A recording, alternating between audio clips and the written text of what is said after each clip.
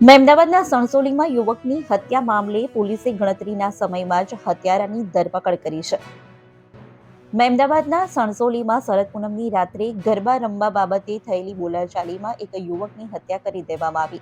બીજે દિવસે સવારે સણસોલીના મસાણી માતાના મંદિર પાછળથી યુવકની હત્યા કરેલી હાલતમાં મૃતદેહ મળી આવ્યો હતો.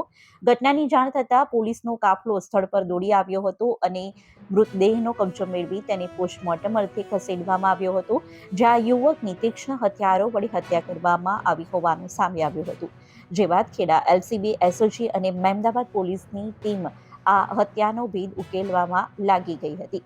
જોકે ગણતરીના સમયમાં જ પોલીસે શકમંદોની અટકાયત કરી અને પૂછપરછ કરતા આ હત્યાનો ભેદ ઉકેલાયો છે અને હાલ પોલીસે હત્યારાની ધરપકડ કરી છે.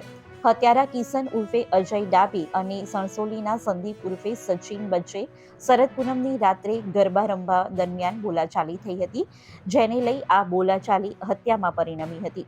કિશન ઉર્ફે અજય ડાભીએ ઉશ્કેરાઈને તીક્ષ્ણ હથિયાર વડે સંદીપ ઉર્ફે સચિન હત્યા કરી હોવાની કબૂલાત કરી છે.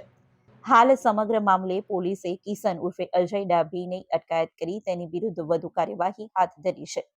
તારીખ 7/8ની રાત્રે સણસોલી ગામે મસાણી માતાના મંદિર પાછળ ગરબા દરમિયાન અંધારામાં એક સંદીપભાઈ ઉર્ફે સચિનનું ચપ્પુ મારવાથી મરણ ગયેલ, જેના પિતા ભરતભાઈ ફતાભાઈ પરમારે મહેમદાવાદ પોલીસની અંદર ફરિયાદ રજીસ્ટર કરાવેલી, જે 17/2025 BNSની કલમ 103 મુજબ રજીસ્ટર થયેલી.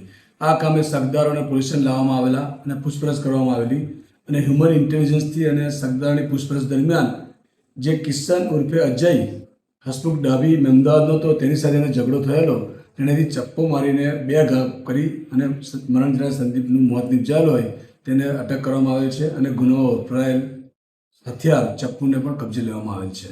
તપાસમાં આરોપીનો કોઈ ગુનાહિત કેસ મળી આવેલ નથી.